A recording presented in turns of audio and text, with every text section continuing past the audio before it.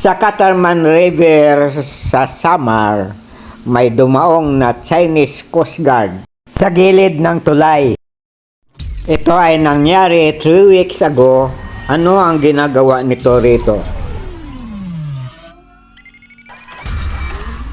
Walang nakakaalam kung anong ginagawa nito rito, pero ayon sa mga tsismoso ay maaari daw na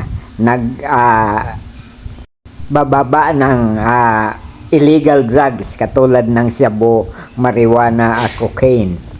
Ayon naman sa ibang mga tsismoso, maaari daw na ito ay nagsundo sa mga member ng sindikato ng pugo na nirid sa Porac, Pampanga.